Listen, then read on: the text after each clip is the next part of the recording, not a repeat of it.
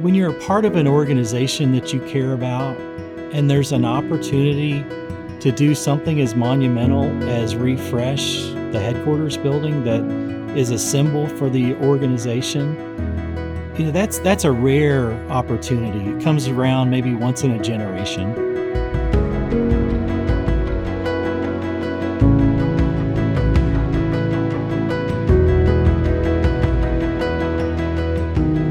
And for that to be the organization for architects and to have the opportunity to address the headquarters building for the American Institute of Architects, to embody in tangible form, in glass, steel, and concrete, the ideals that we stand for and the importance that we believe we bring to society in that project was just an amazing prospect and an exciting one.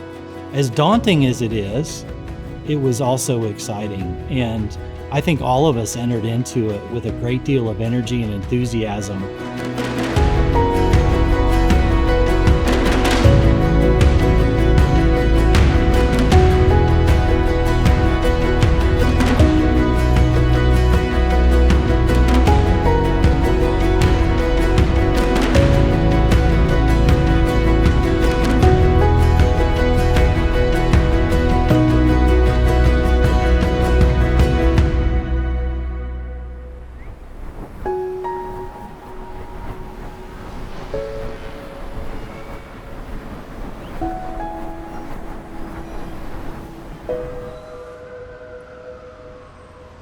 In the heart of Washington, D.C., stands a building that has witnessed decades of architectural history. Built in the Brutalist style, it was designed with strength and permanence in mind.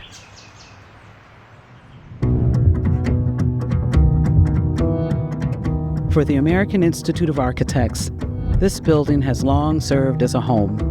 But as time passes, even the most enduring structures must evolve.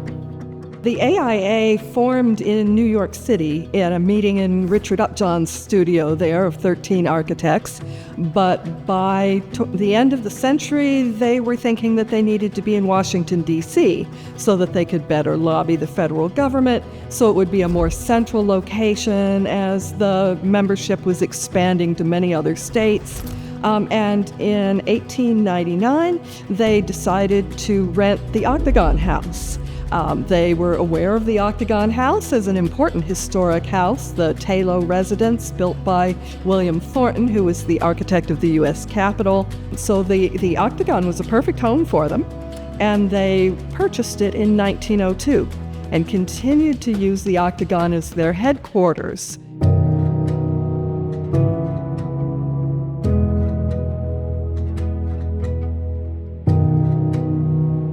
They did so a block away from the White House. That's important, and that symbolism of being so close to the decision makers and being able to influence the decision makers and politicians in Washington, D.C. is really important, and we continue to do so today. By the 1960s, AIA had outgrown that historic brick building. The organization needed a space that reflected its growing influence and ambition. In 1969, they turned to the Architects Collaborative to imagine a new home. Construction began 2 years later, and by 1973, the doors opened to the building that would define the AIA for the next half-century.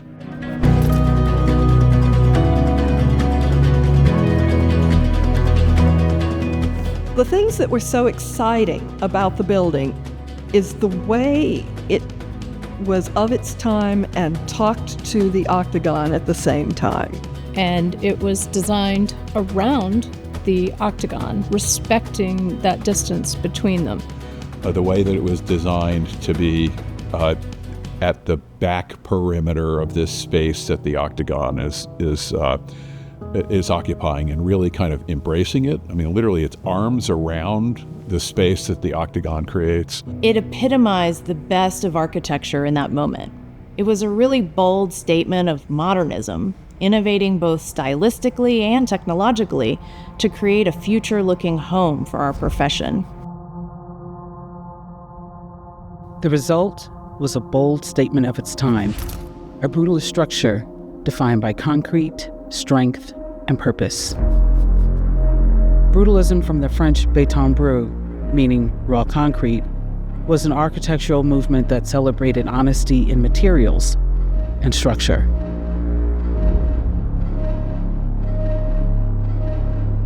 Its massive forms, exposed surfaces, and geometric precision reflected a belief that buildings should reveal how they're made, not hide behind decoration. It wasn't built to charm, it was built to endure. Washington actually went through a really interesting period of embracing brutalism as really a federal mandate.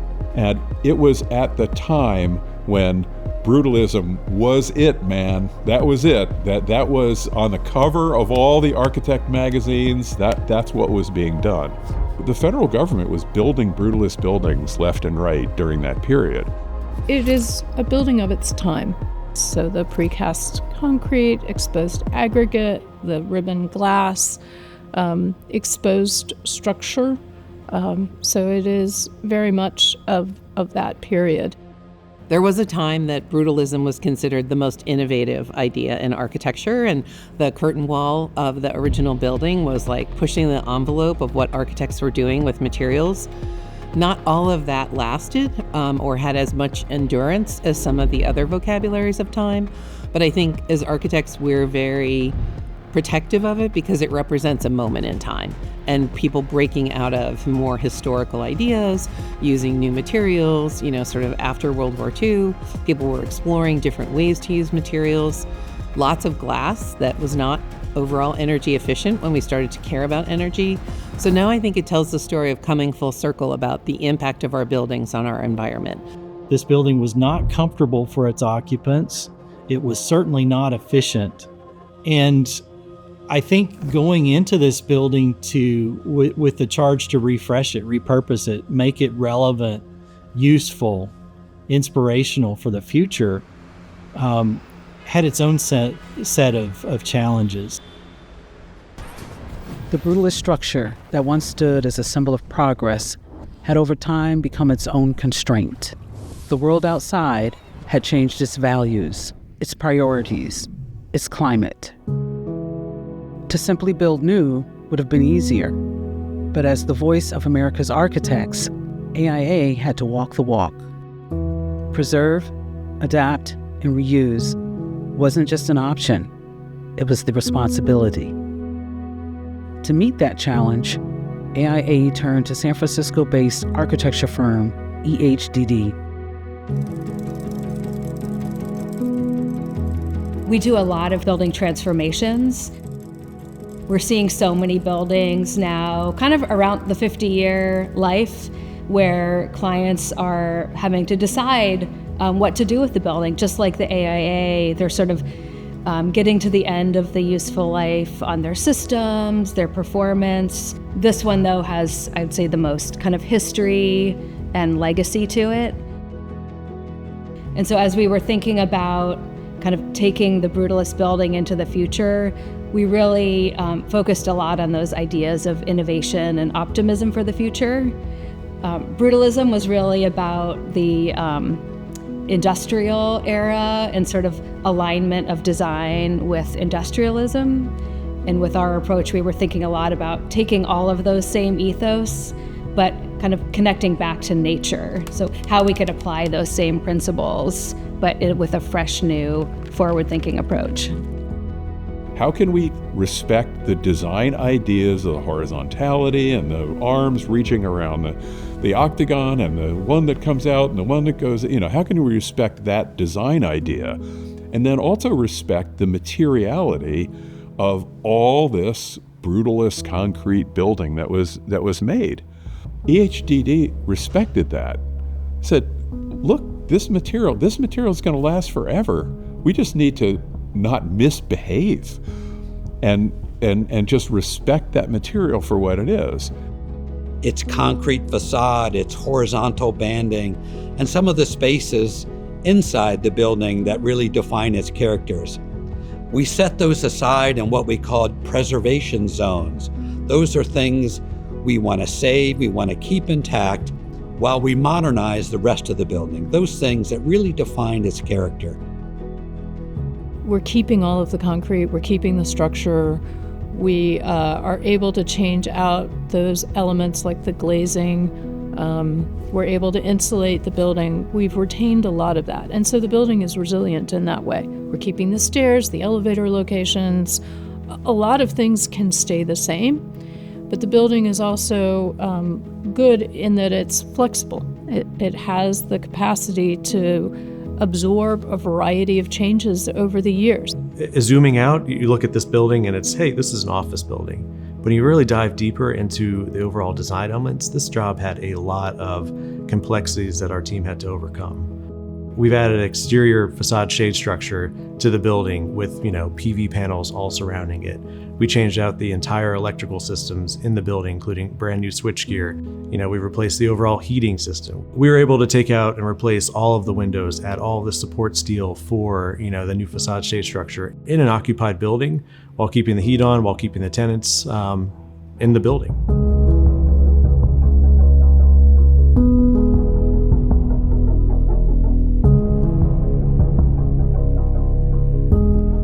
I think the challenges that I saw as we entered into this process was how to embody our ideals with the budget that we had, to make sure that we created an exemplar project that would be replicable by others, that would be instructive to others that face similar kinds of projects.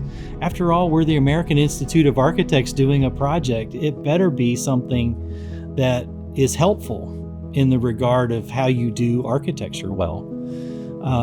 And our ideals are high.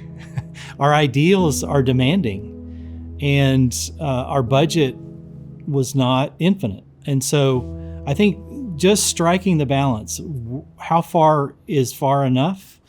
Where do we achieve the goals that we set out to achieve?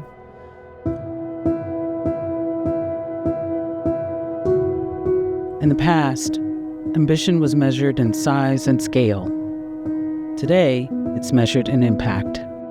Every material, every system, every decision was made with one purpose: to drive carbon down and sustainability up.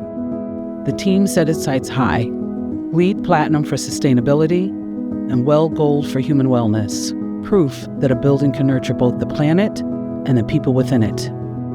Over the last 5 to 10 years, the industry has really adopted a more broad thinking around quantifying and reducing our impact on climate that buildings may have. Buildings do use upwards of 40% of the energy within our country. That's a huge impact and a huge opportunity for us as building designers to make a change, to make a difference. The solutions that were needed to address AIA's carbon goals really started with the concept of decarbonization. Decarbonization is about not adding any more carbon to the environment with the construction or with any aspect of what we're doing. So the ability to either absorb or offset carbon in the same amounts that we're putting out with new materials, new construction. So we tried to avoid high carbon materials as much as possible, like steel and concrete. So that's really what drove us to look at systems like mass timber. It also ties to the biophilic design approach, where we're using natural materials, kind of creating a warm and welcoming experience. In addition to the integration of plants as design features, a lot of careful thought and attention was made to dynamic lighting, to furniture selection, to interior design and space planning of the project. As we entered into this process, our charge was clear, our strategic objectives were clear, and we felt a real responsibility to our membership and to society to walk the walk, to do the things that we say are important to us. when it's our own money on the line, when it's our own organization that's doing it, are we going to be as responsible as we encourage everybody else to be? And I do think that was behind some of that fortitude that we had to push forward and to make it happen. This was an opportunity to make tangible in the real world our mission. The AIA was a great client because they recognized that there was going to be an impact of their work, a generational impact of their work.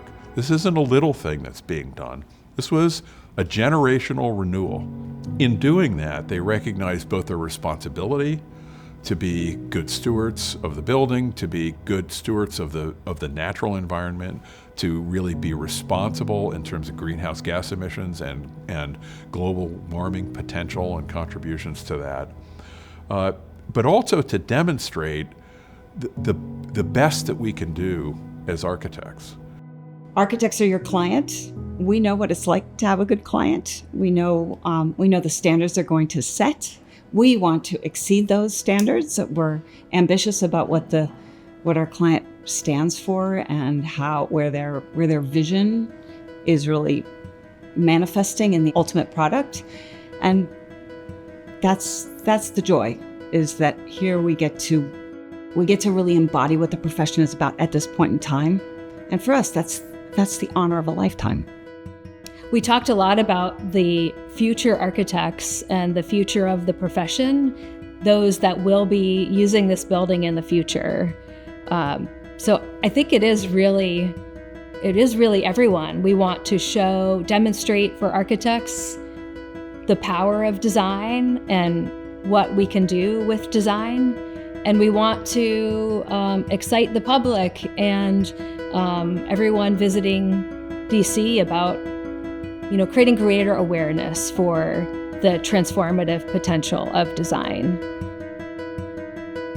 I really hope that school children, young men and women are coming here and they know nothing about the profession of architecture, and that they learn about it, they're inspired, and they walk away saying to themselves, I want to be an architect. They go home to their parents and say, I want to be an architect. That's success right there.